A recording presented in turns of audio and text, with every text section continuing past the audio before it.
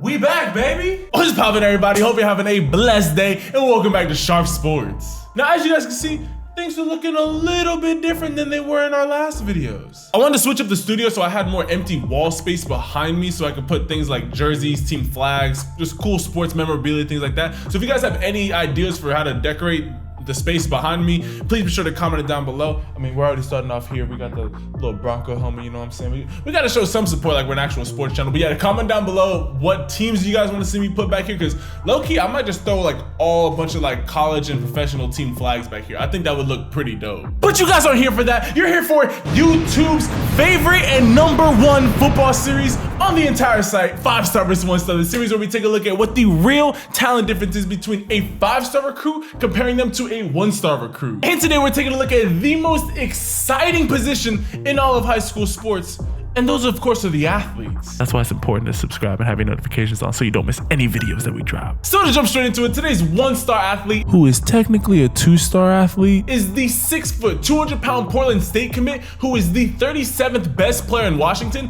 and the 185th best athlete in the class of 2021, coming out of Kingsway Christian High School, Mason Packer. And today's 5-star athlete is the 6'3½", 220-pound Texas Longhorn commit, who is the 3rd best player in Texas and the consensus best athlete in the class of 2021, coming out of Ryan High School, Javion Sanders. So let's jump straight into these guys' highlight tapes and see what the real talent difference is between a 5-star athlete and a 1-star athlete. 3, 2, 1. All right, let's first take a look and see what my boy Mason Packer's looking like out here, and then we'll be able to compare him to Javion Sanders and see what he's looking like compared to a 5-star athlete. All right, so 630, wait, it said he only played in 7 games, right? All right, 7 games with 3 at quarterback. So basically average a little over 200 yards passing a game, 7 touchdowns, so a little over 2 passing touchdowns a game, and then 300 and overall, I mean, for you to only play 7 games and you already put over 1,000 yards and 43 tackles, that's pretty impressive, my guy. All right, let's see what you're looking like. He's got some size too. I mean, 6', 200, if you guys haven't already, if you don't know, every Tuesday, Wednesday, and Thursday at 7 o'clock Central, so 8 o'clock if you're on the East Coast and 5 o'clock if you're on the West Coast, I do a highlight live stream, and I can just kind of talk to you guys there. But I was talking, ooh, nice moves by the receiver, okay. But I was saying how, honestly, if you're between the height of like 5'11" to 6'3", obviously if you're taller than that, then you can be taller than that, but like from like 5'11" to 6'3", and if you're anywhere near 200 pounds, so like 190 to 230, you are probably the most ideal size to play any position in football. I mean, if you're 6'1", 210, you could play receiver, running back, quarterback, corner, safety, linebacker, D-end. I mean, outside of like the line positions, you could really play anything at that size. My boy kind of cold over here at quarterback though. I mean, he definitely would be some type of running back, or he'd have to transition to a receiver at the next level, but he is dropping dimes for the high school level. Okay, let's go.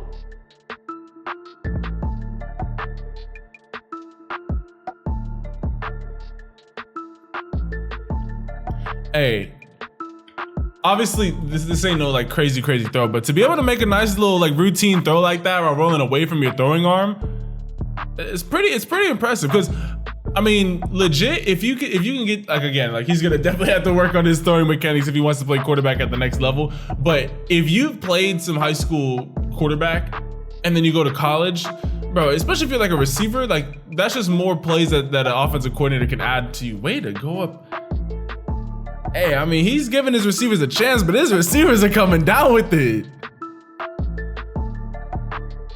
One thing I would definitely say he's gonna need to work on, especially because he's either gonna be playing running back or corner at the next level, is working on his burst. Like he's got good shiftiness and is able to make guys miss, but as far as just having that burst to be able to, like, for example, on a play right here, where he sticks that foot in the ground and then is able, because I mean, look at all this real estate out here. If he's able to beat this one guy right here and get to the outside, I mean, that's a touchdown. Like that's where having that elite burst or that elite acceleration is going to come in handy.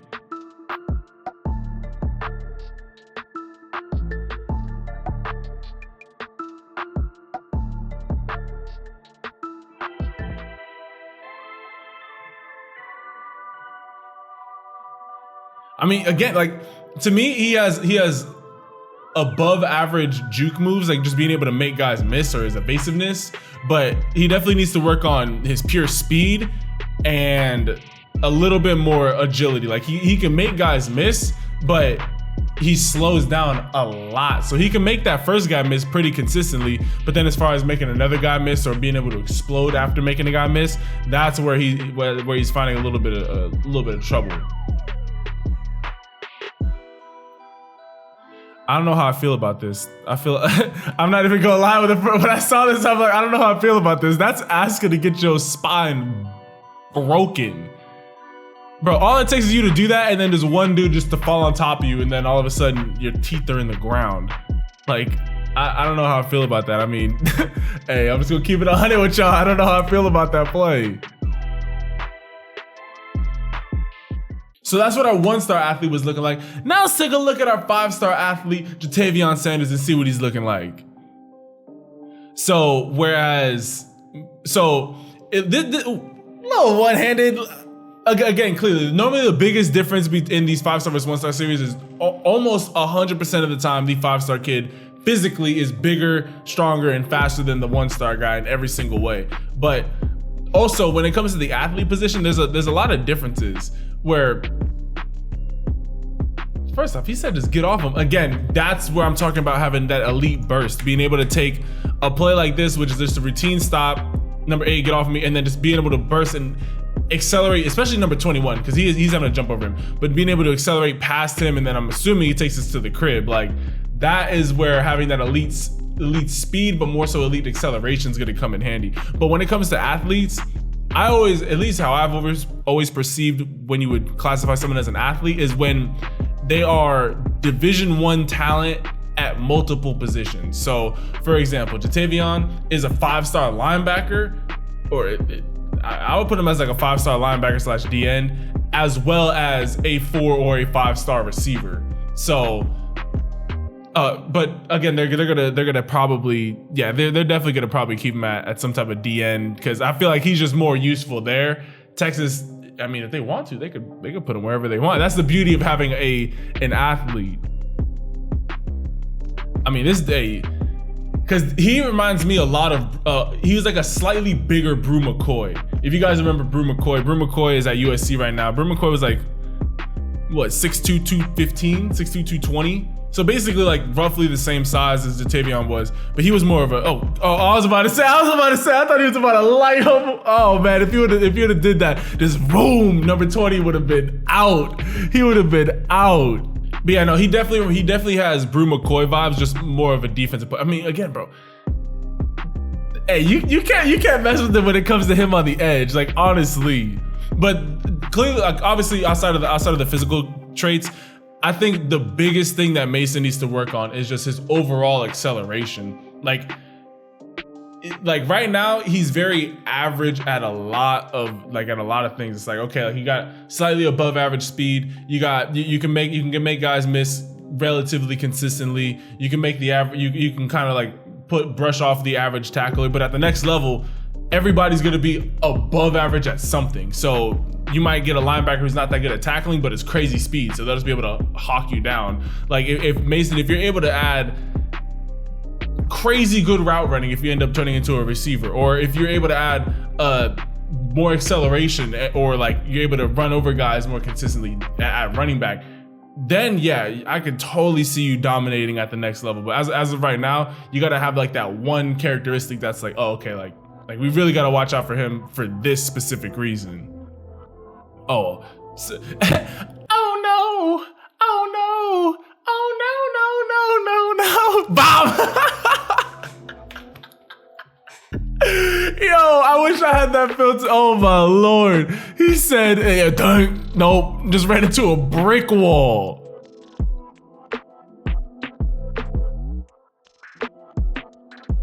I mean, I wouldn't put him at receiver. I would put him in like a tight end package, or like have him be some type of like H-back type, or it's not an H-back, it's like the Y-back or something like that. It's like whether like a fullback tight end hybrid. Like I would put him in somewhere in there, because like his route running isn't super crisp, But he can catch the ball consistently, and once nobody's trying to tackle at 6'3 and a half, by the time he gets to Texas, he's gonna be like 230, like easily. 6'3 and a half, 230. That's a terrifying receiver slash tight end right there.